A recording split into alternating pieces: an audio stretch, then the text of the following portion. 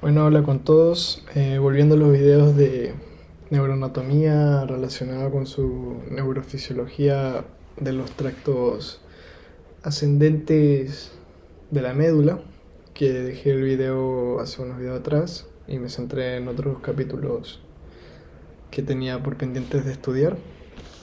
Volvemos a retomar este tema con los extractos restantes que me faltaban por explicar en el video anterior.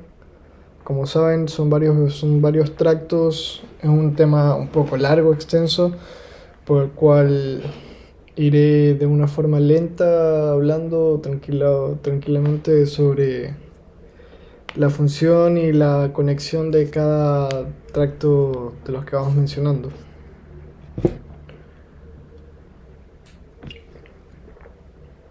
Aunque no va a ser un video tan largo como el otro porque revisé y quedan como tres tractos ascendentes sensitivos. Vamos allá para que no se haga tan lento.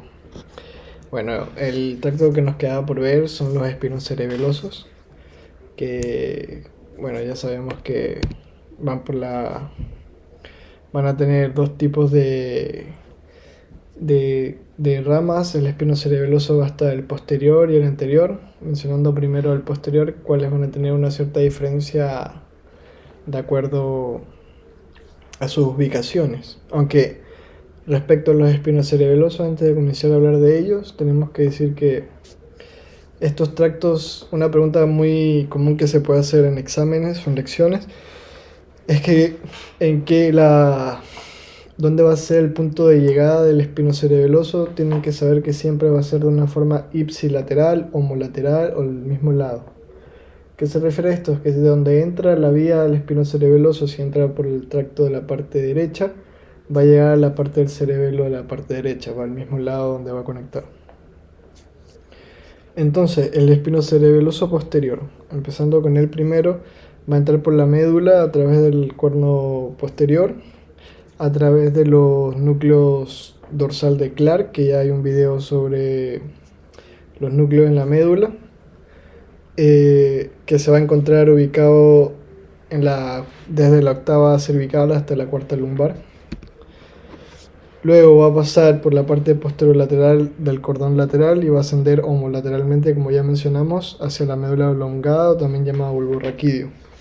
Y va a conectar con el cerebelo de esa porción a través del paso del pedúnculo inferior, que es el que conecta el cerebelo con la médula oblongada. También los tractos bajos lumbares, como sabemos, como dice aquí, va a haber una porción de los núcleos dorsales de Clark desde la octava cervical hasta la cuarta lumbar, o sea que van a quedar algunas vértebras lumbares y sacras que no van a estar, no va a haber presencia de este núcleo dorsal de Clark, por lo cual estas fibras van a tener que ascender hasta la cuarta lumbar y hacer sinapsis con los núcleos dorsales de las partes que sí contienen.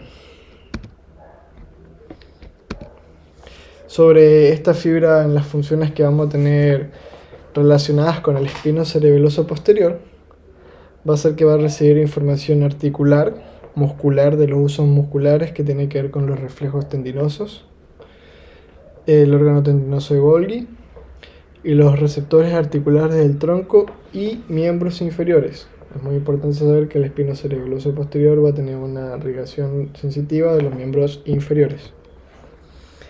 Esta información va a ser utilizada por el cerebelo para coordinación de los movimientos de los miembros y el mantenimiento de la postura.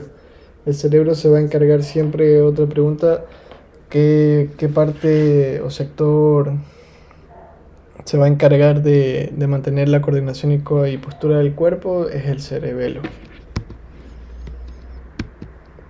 Ahora, vamos con su otra parte, que es el espino cerebeloso anterior. Y vamos a ver que hay una diferencia entre ellos que va a caracterizar a cada uno. El tracto, al hacer sinapsis en el núcleo dorsal, que igual es la misma porción para los dos, sin embargo, este va a llegar a ser contralateral al cordón contrario. O sea que cuando va a hacer sinapsis en los núcleos dorsales de Clark de la octava cervical hasta la cuarta lumbar, va a decusar. O sea, cuando hablamos de decusar significa atravesar o pasar a la otra porción de la médula y subir por esa parte, o sea, va a subir contralateralmente, no homolateralmente como la posterior. Sin embargo, una minoría asciende por el mismo lado por donde se hizo sinapsis. Creo que esta minoría es de un 10%. Las fibras que ascienden contralateralmente van a hacer una doble decusación. O sea, esto es otra pregunta que pueden llegar a hacer en exámenes o lecciones. ¿Cuál es la fibra que logra hacer una doble decusación de los tractos medulares ascendentes? Y esa fibra es la espinocerebelosa anterior porque va primero a pasar, como sabemos, por la ipsilateral. Sin embargo, como mencioné al principio, todo tracto espinocerebeloso va a llegar al mismo lado, por lo cual va a ser la primera decusación, en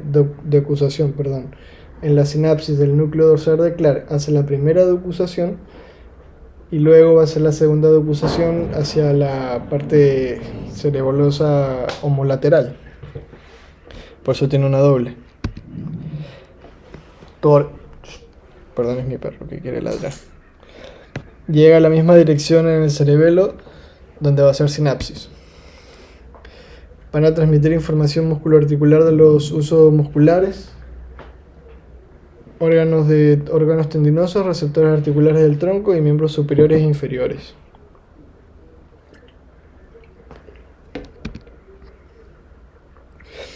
Bueno, aquí tenemos la imagen de lo que ya acabamos de mencionar sobre estos tractos ascendentes espinocerebelosos.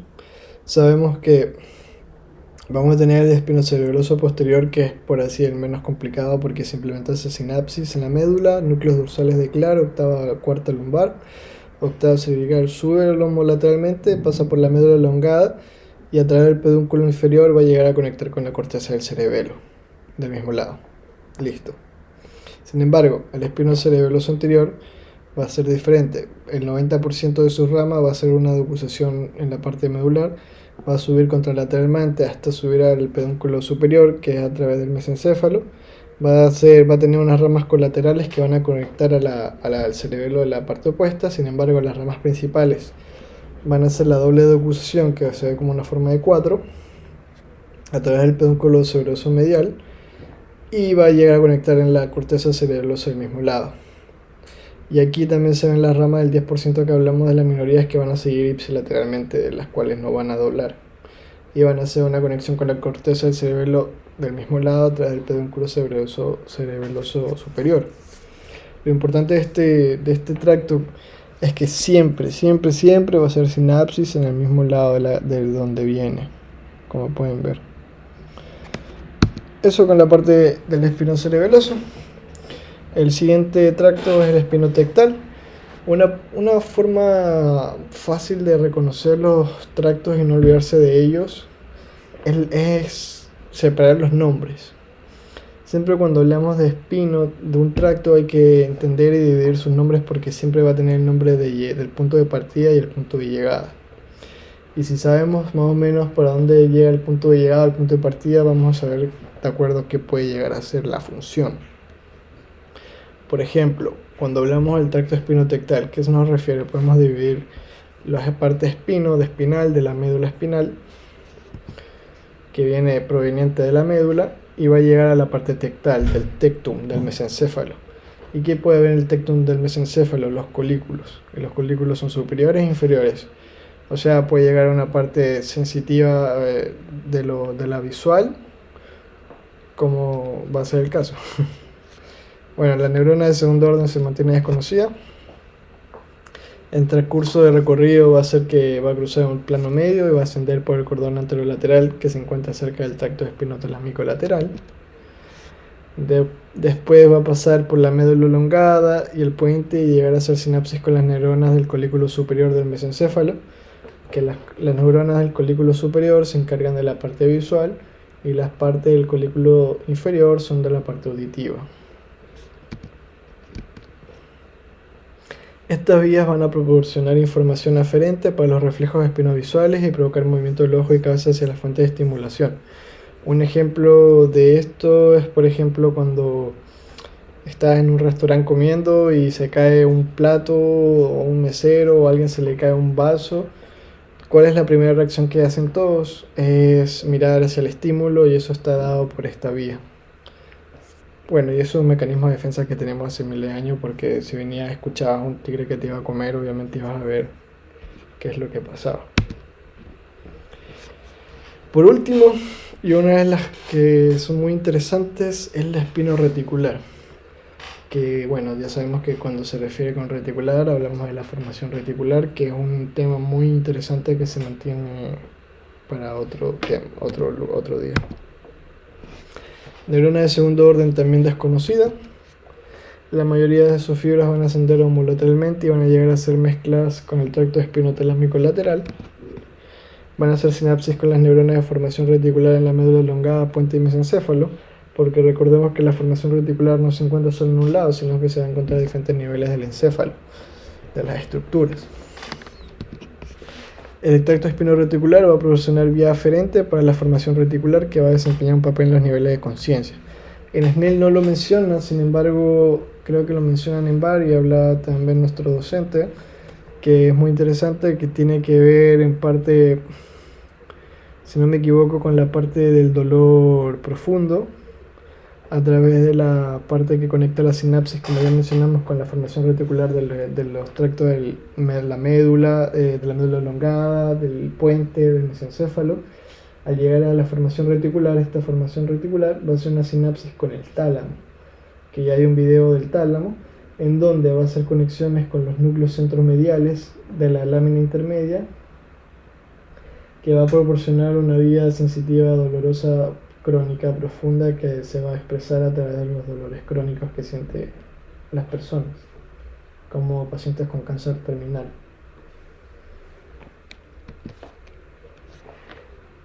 Por último, el tracto espinolivar. Neurona de segundo orden también desconocida, todo esto es fuente de Snell. Los axones de las neuronas de segundo orden van a cruzar la línea media y ascienden a la sustancia blanca. Luego van a llegar a hacer sinapsis en los núcleos olivares inferiores de la médula elongada, porque esta es otra pregunta: ¿de dónde se encuentran los núcleos olivares inferiores? En la porción de la médula elongada, o también llamado bulbo raquídeo. Luego van a llegar a docusarse en la línea media y van a pasar por el pedúnculo cerebeloso superior al cerebelo. El tracto espinolivar va a transmitir información al cerebelo desde los órganos cutáneos y propioceptivos. Y aquí está la imagen resumida de los tres tractos que acabamos de mencionar. Como podemos ver, está primero el tracto azul más característico, que es el espinolivar, que va a entrar, va a decusar, va a llegar a la médula elongada a los niveles de los colículos de los olivares inferiores, y luego va a hacer una decusación a través del pedúnculo a la corteza cerebral. Está el espinotectal, que va a ser en los colículos superiores del tectum del mesencéfalo, que tiene que ver relación con la vía de la visión que ya hablamos. Y la formación reticular, que va a tener diferentes ramas colaterales a través del encéfalo. Y lo que ya hablamos sobre las vías del dolor crónico. Otra imagen para resumir lo que hemos hablado a través de los tractos ascendentes de la médula, que son de la parte derecha, porque estos son la parte descendente motora, estos son la parte sensitiva que van a llegar de la parte de tu cuerpo hacia el cerebro para reaccionar hacia los estímulos. Ya mencionamos las partes posteriores, los espinocerebelosos, como se encuentran en la porción más lateral, al borde de la médula. El tracto espinocerebeloso lateral, el espinocerebeloso anterior, el posterior. Está el espinotalámico anterior. Aquí creo que se equivocaban, y espinotalámico, no es espinocerebeloso, es espinotalámico lateral. Este acá es espinotalámico.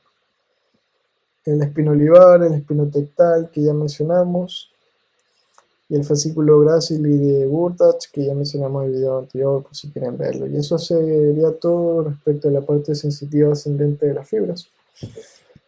Por último, estas letritas que dicen: si yo puedo, tú puedes, porque la capacidad del ser humano para entender las cosas creo que se da para todos igual. La inteligencia la tenemos todos y solo necesitamos la dedicación y concentración para lograr las cosas que queremos. Así que herramientas hay de sobras, solo está la voluntad de lograr las cosas que queremos. Muchas gracias.